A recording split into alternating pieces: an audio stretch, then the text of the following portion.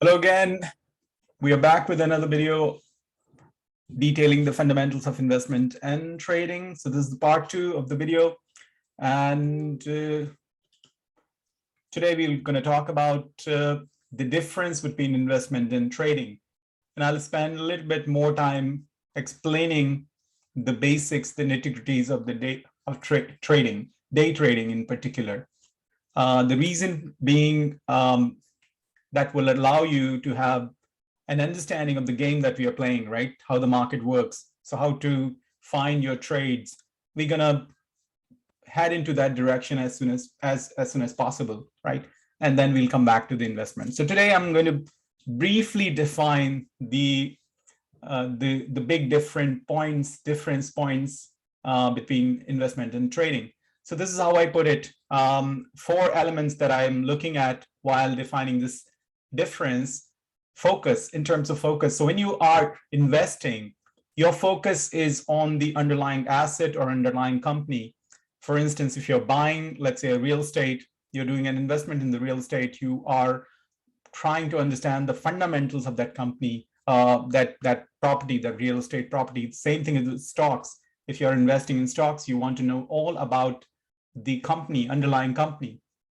And that would include understanding everything about the numbers related to that company, the accounting numbers, about the quality of people running that company, about the industry in which that company operates, about the geographical area, region where the company operates. All these things which have a direct connection with the business of the company would have an impact on our investment. That's our belief when we are investing. But when we are doing trading, our focus is not so much on understanding that company, even though we are trying to buy the stocks as we are doing in the game, right? We are focused on understanding the market sentiment, what people think about this particular company, what people think about this particular piece of real estate property. So the focus is completely different, right? And that's why the two things, I thought it's important that we define them, the difference. Second is in terms of horizon, time horizon. When you invest, you typically invest from medium to long term. And trading is all about investing in the short term. Let me try and explain what short term means in finance. In finance, short term has a fixed time frame, which is within a year.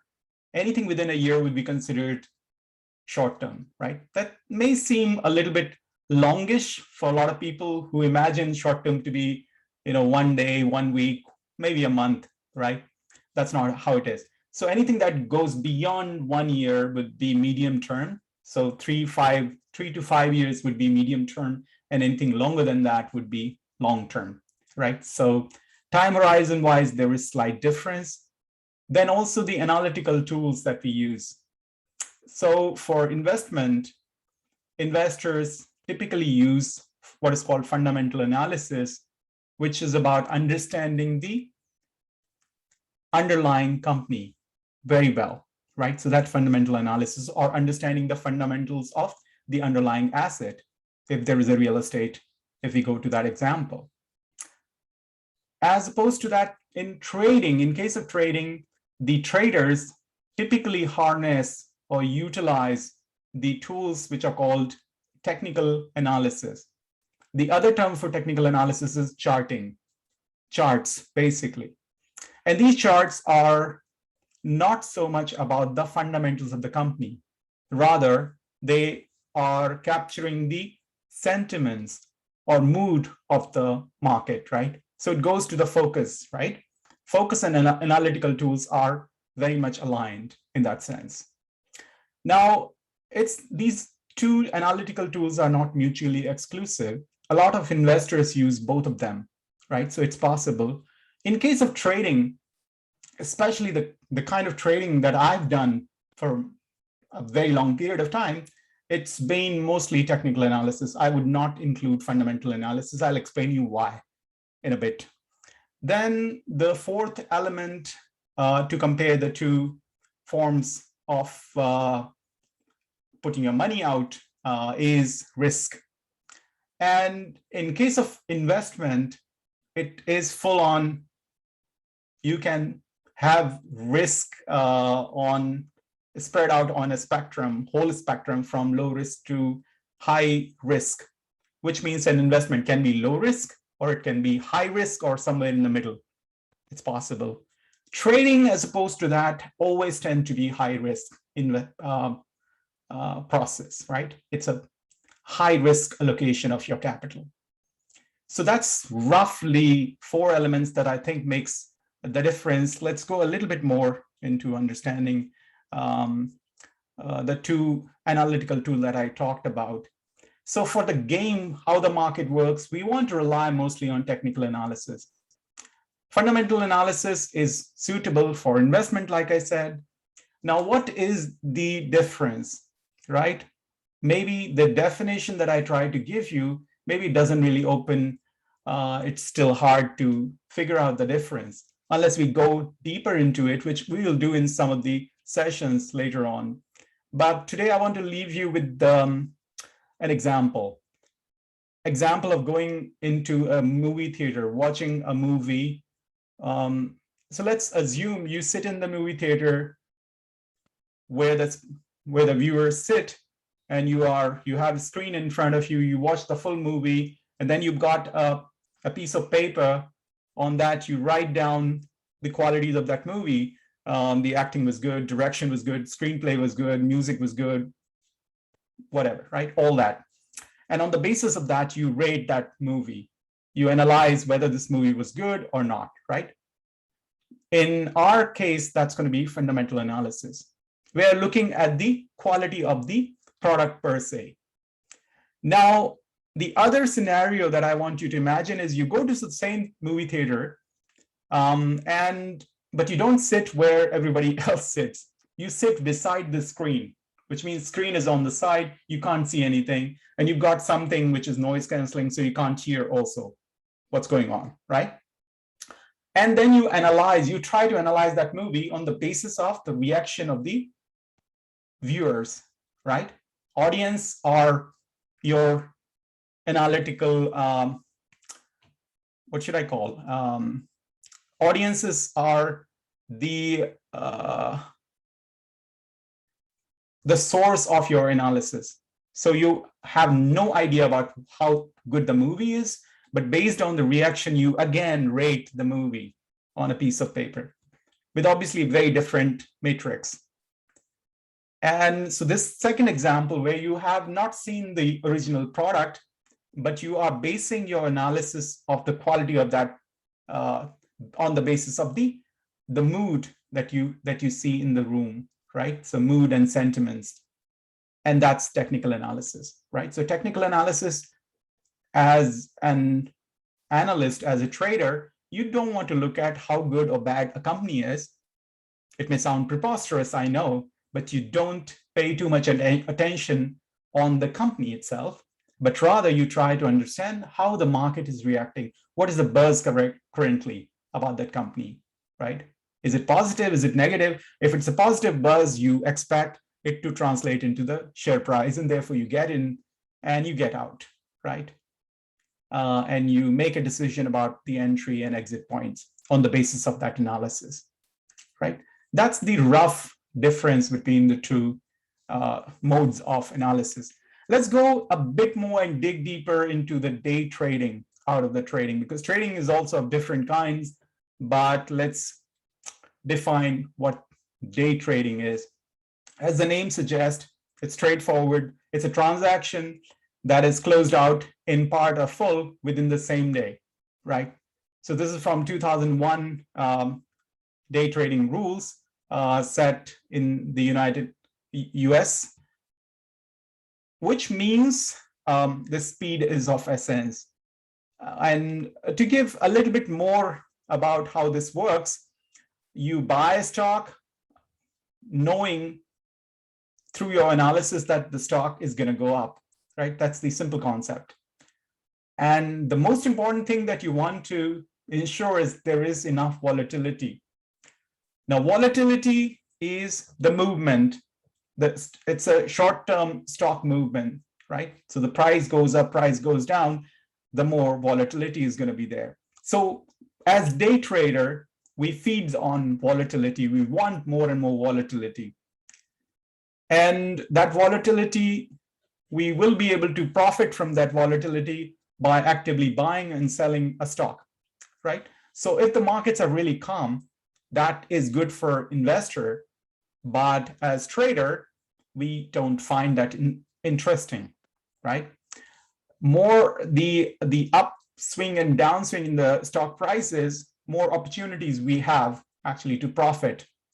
And it all boils down to how quickly and how rapidly you can buy or sell a stock. So volatility can be good or bad to a trader. It's obviously something we look for in the market to begin with. But since the potential for profit goes up with volatility, the loss potential also increases. So it's a two-edged sword, right? And therefore, the most important aspect of day trading is the risk management, which means keeping control on your emotional and urges. You want to do certain things. So in a way, you want to figure out your weaknesses and then learn how to control those weaknesses. That's really important. And I said in the first video that by trading, actually, what you get to know is you get to know yourself. You learn your weaknesses, you learn your impulses, and it's all about controlling your impulses. So that's what risk management means. But obviously, it's not so unscientific. Obviously, emotions, one can say it's very hard to model them scientifically, but you can actually have a scientific system by which you can control your emotions. I'll tell you how later on. So what does a day trader do, right? So there are a few activities that you start your day with, and when you trade. So you scan for the volatile trades. I'll teach you them, how you can look for them. And then once you find those volatile trades, you want to confirm them by finding a catalyst, something that is driving that is behind that volatility, right? So if there is huge volatility, it could be because of some event. And these catalysts that I'm talking about driving volatility, they can be of two types. They could be fundamental, which means the catalysts are coming from inside the company, right? Company has announced more profits, quarterly earnings, or they've done a press release about something, about maybe an R&D, research and development, or maybe a new product line, or something related to company's future performance, right? All that would be a catalyst that will drive the stock up, hopefully. That's the fundamental catalyst. The macro catalysts are also sometimes play a huge role in certain sectors. So macroeconomic catalysts would include the economic indicators, right? Like the growth rate, the GDP growth rate, the employment numbers, the non-farm employment, and the market was new policy, and the geopolitical news, right? All that could be macro catalyst for a stock. So one of the most commonly used strategy to make profits with a day trade is called scalping. Scalping is you quickly take profits. You quickly book profits. Now, profit booking essentially means the price of your trade has gone up. You quickly sell it. Excuse me. You don't wait for it to go further up. It may have that upward trajectory, but you control your greed and you quickly book profit, right? That's what scalping is. Something that the trading as we started. So I just explained you what day trading is, but day trading is not the only flavor of trading. Day trading, there is something called swing trading, which lasts longer than a day. It could last for 3, 4, 5 days, a week. So you take a position, you buy a stock or an option, and then you wait for a certain event to happen, and then you sell it, right? So you wait for some time. That's swing trading, which means you swing from one day to the other day. And third is positional trading. Now, positional trading can be much longer. It could be half year. It could be even go as long as a year, right? So you buy something and you are going to sell it on the basis of technical analysis, not fundamental analysis. So that's why it's not, even though it's a long-term position that you're taking in a stock, it's not investment.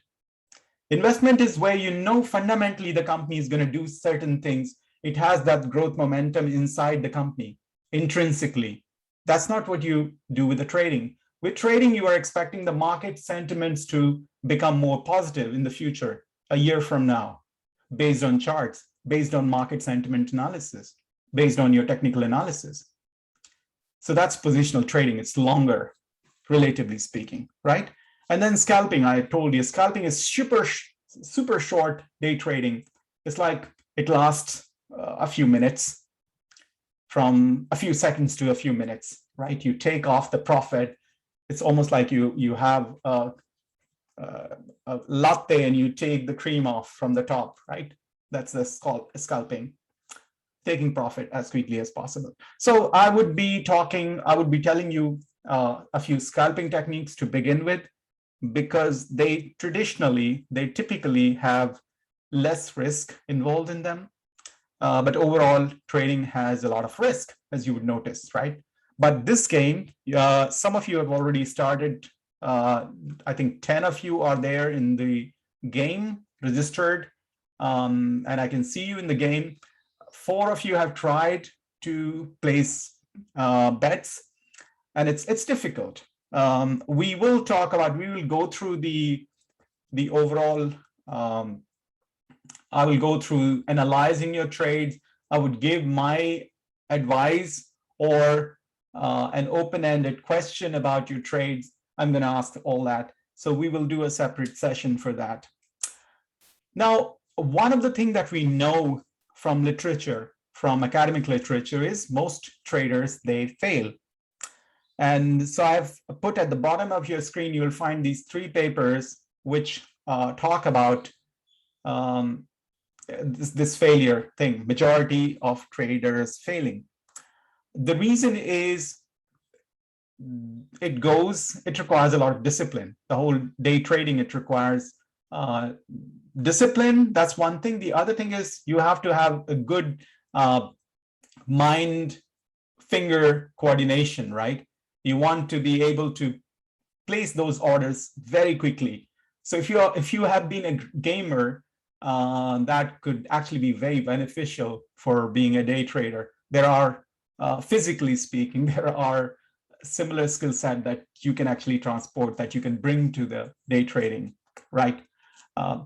One of the things that I say, it's not science, it's not art, right? There's nothing artistic about day trading.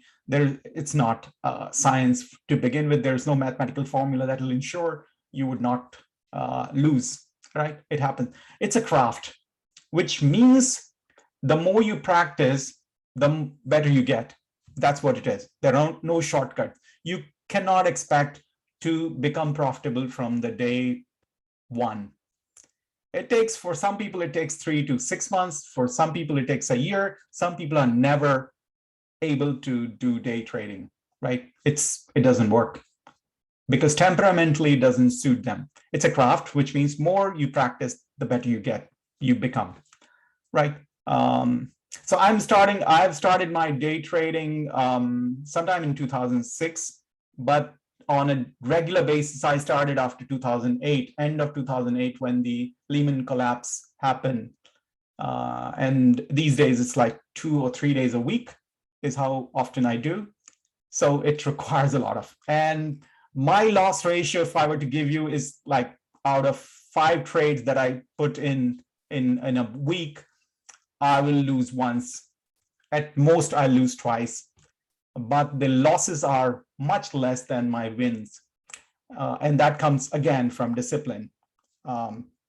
So first is craft. The other is not understanding how to make good decisions, right? Which takes, again, getting your head around it. It takes a while for that. Third is very often the case, initially especially, blindly copying others. So you go to YouTube or you go to some blogs of successful traders and they give you some ideas, if you were blindly copying them, you have to remember for trading, by the time anything is published in visual form or in written form, it's already too late, right? You cannot make money. Barring, there are some exceptions, which we'll talk about, right? So blindly copying others does not work. So when I say you have to practice on something like this game. Now, this game is not a very good platform to practice because it is slow and it's free.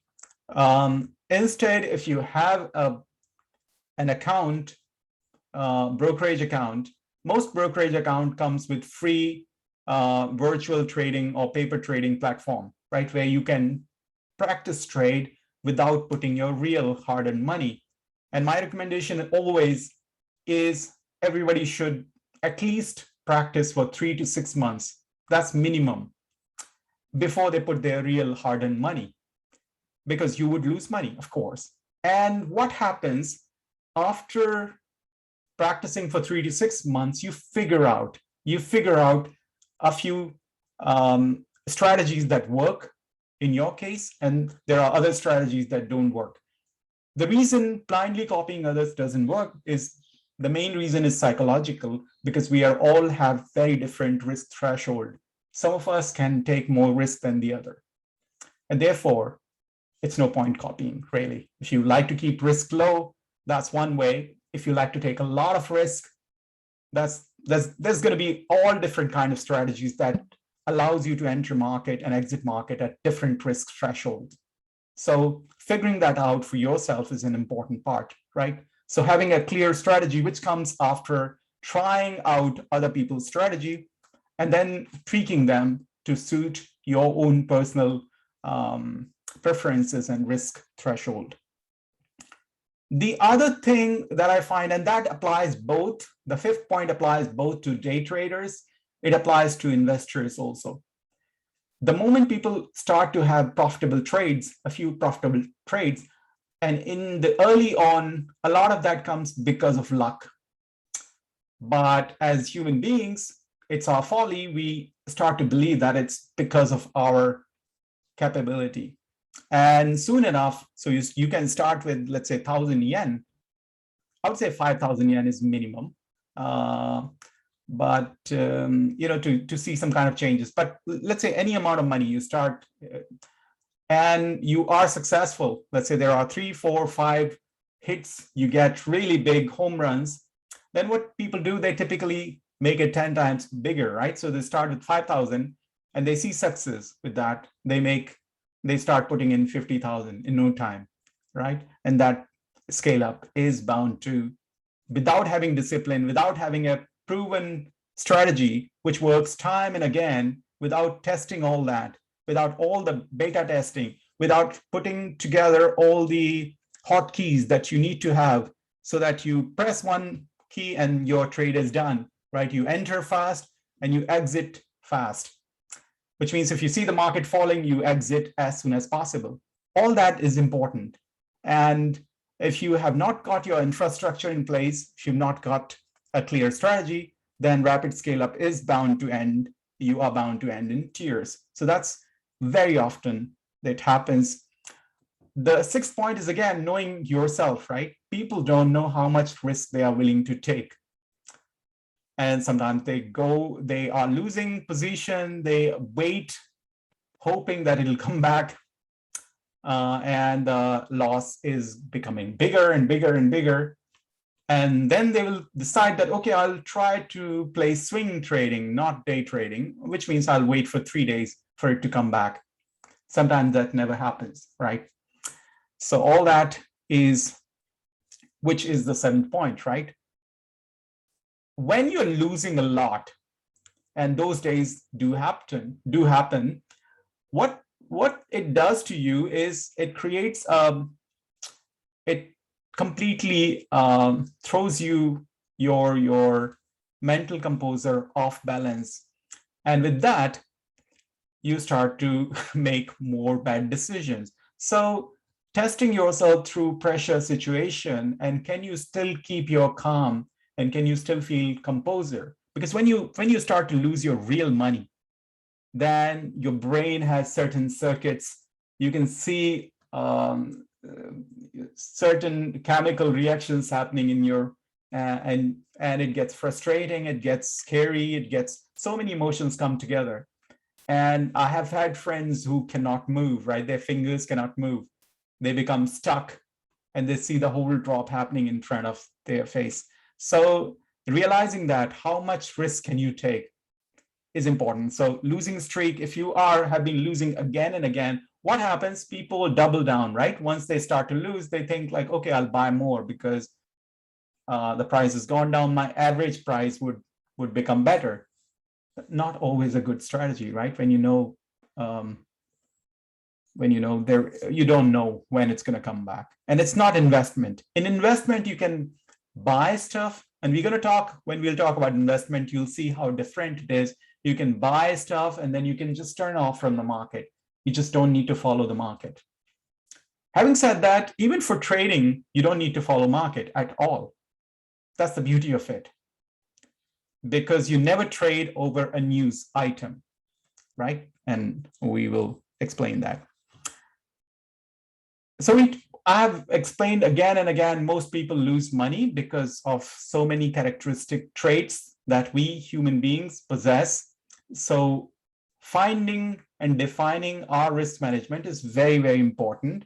Now, there are understanding how much risk you're willing to take and how you would reduce risk, your risk mitigation process. If you have it very clearly in your system, then you make money. And if you mismanage risk, then, over a period of time, it shows in your track record. So understanding how to do risk management, and it's not a rocket science, it's a very, very simple process, which is basically instilling a kind of discipline. I'll give you an example in pretty soon, but this is where it ends. If you start a trade knowing fully well when you're going to enter and when you'll exit, and by exit, I mean, let's say you're buying something for, let's say $5. You should have how high you want it to go. So for me, typically, on a daily basis, I take 10%. 10% is my threshold. At 10%, I exit, which takes usually 10 seconds, 15 seconds for me to hold that and sell it, right? 10%. If it goes up 20, 30, 40, some days it goes up 100%. I don't care. I sometimes know the stock is going to tear up and going to be 100% up in no time, but I am not letting my judgment cloud my discipline, which is about 10%. I used to have 15%. I mean, depends on certain days. I may tweak it, but I'm giving you an example, a simple example. And I will have also my exit point. So exit point 10% up, but also I have to have an exit point at the bottom, right? If the price falls below that 5, so I have to have a fixed thing. It could be 477, right? 4.77. If it goes below that, then I'm exiting, right? Sometimes I have a stop order placed inbuilt, so I don't have to wait for hitting sometimes I have to, because it's falling much, much faster. So I can exit as early as possible. So having this, not waiting for it to come back and recoup my losses, you don't do that. You just exit. First of all, yes, you ensure that your analysis is strong. So when you're entering, you know how volatile it's going to be upward. And then, it reduces your risks clearly. So emotions, it's all about managing your emotions and expectations. And that you can practice, as I said, on some of these platforms, the more you practice.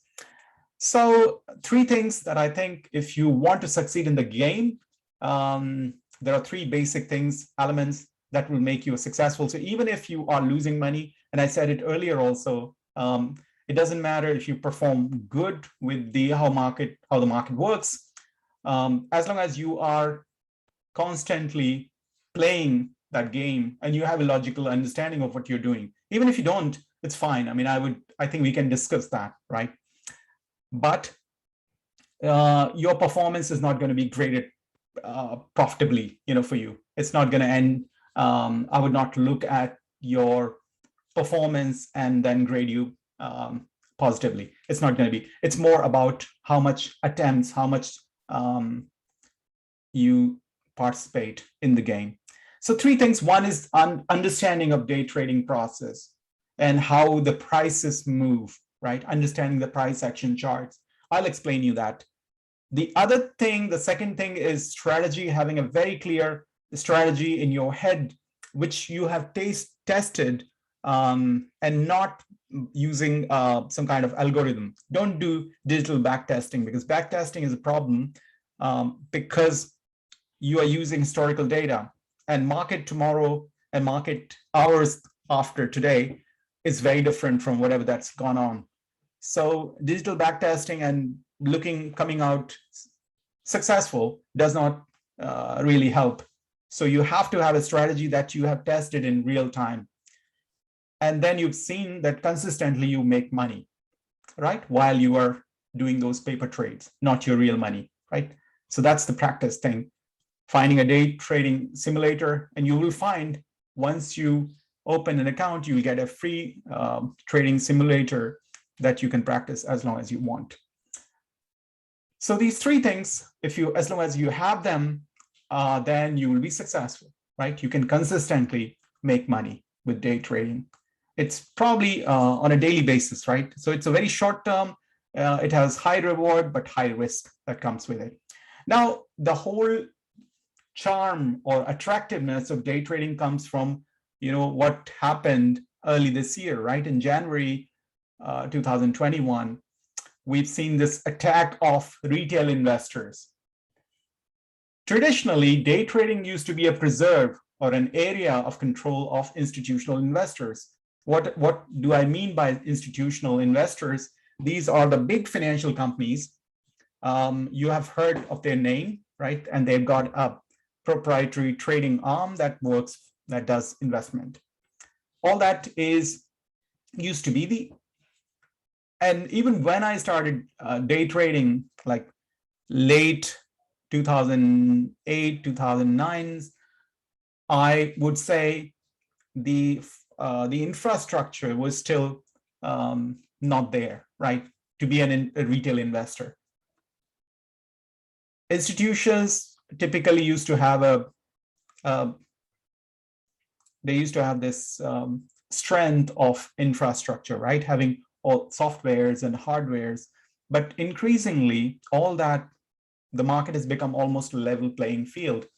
And we've seen zero commission brokerages that have come and they have captured a huge market, especially from last year, right?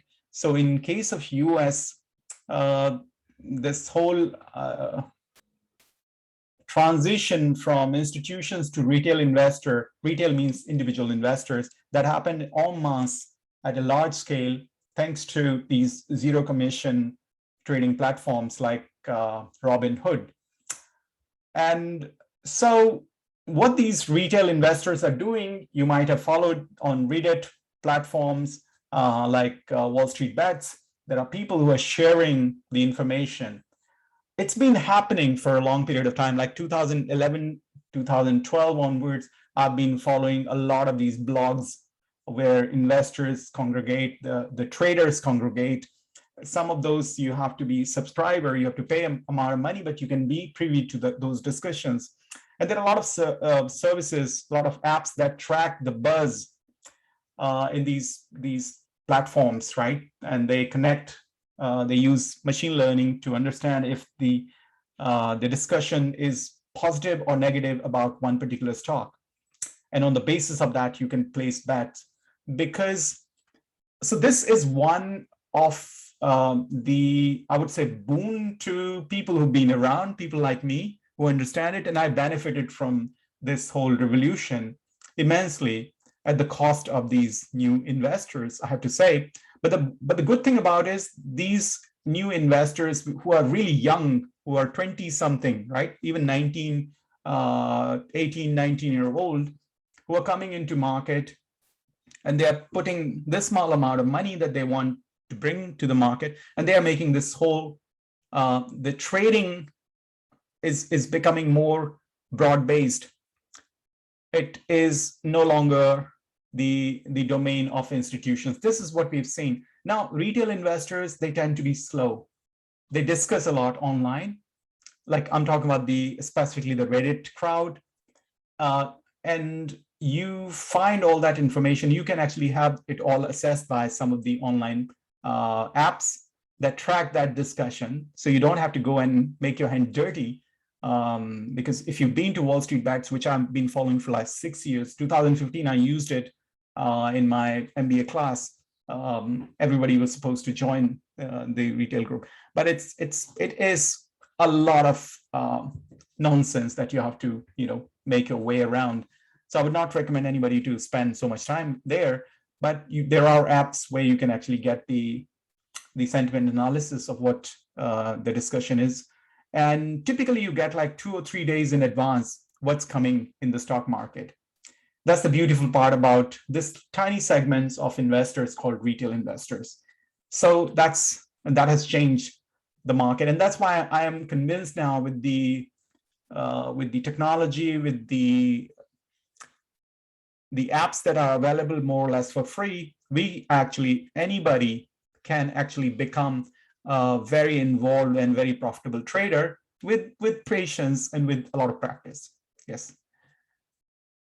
So let's go to the basic issue with the composition of the market, right? So a majority of the market, I would say 90% plus, is institutional, right? Which means the big financial institutions, they are buying and selling at high speed a lot of these stocks and other financial assets.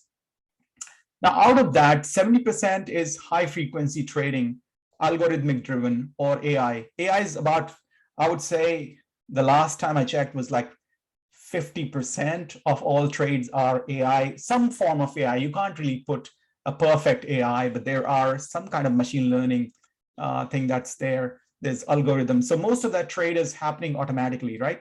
In case of algorithm, it's obviously somebody has put in those limits for those trades. And these trades happen, they're called high frequency trades. So these machines are super fast. They are located very close from where these transactions get validated, right? The clearing houses. And that's why the real estate around New York, Wall Street is really expensive, because every financial institution wants to have their main server around that area.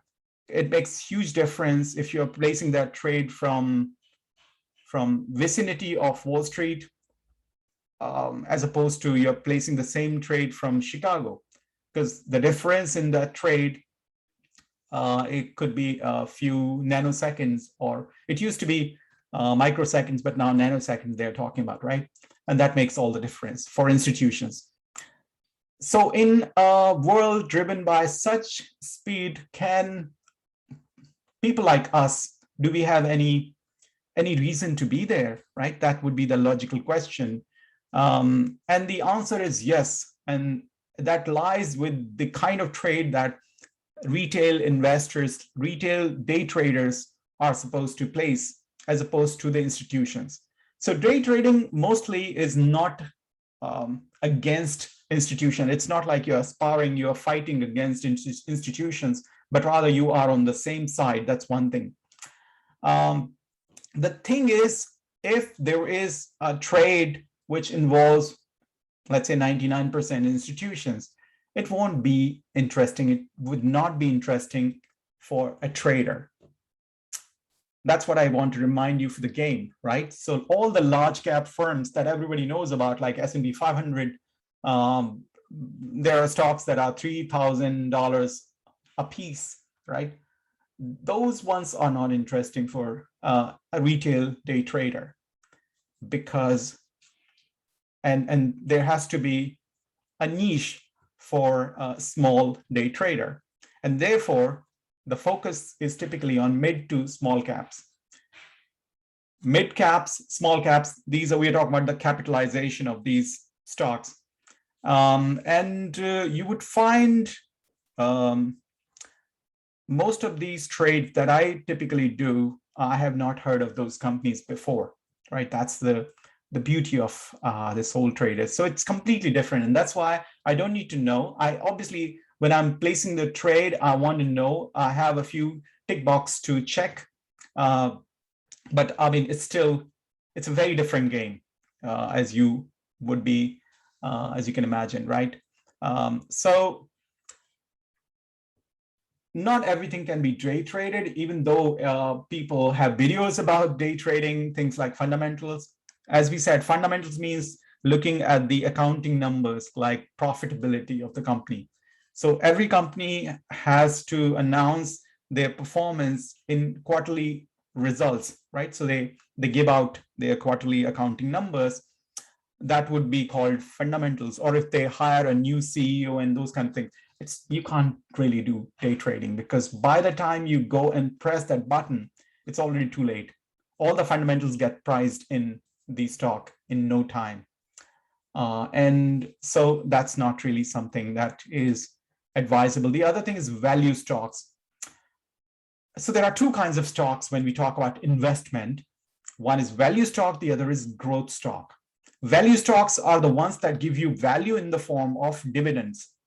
The stock price doesn't go up a lot, but on a timeline, in the interim, there are interim payments, right? Which could be twice a year, the company pays out dividends, right? So they are value stocks.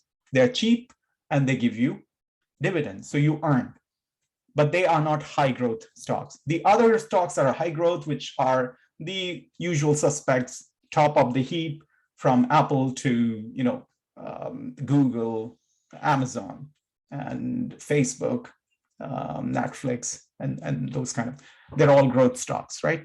Growth stocks you can day trade, but again, like I said, it's mostly driven by the trades, and volatility in those stocks are driven by institutions. So we don't want to go there.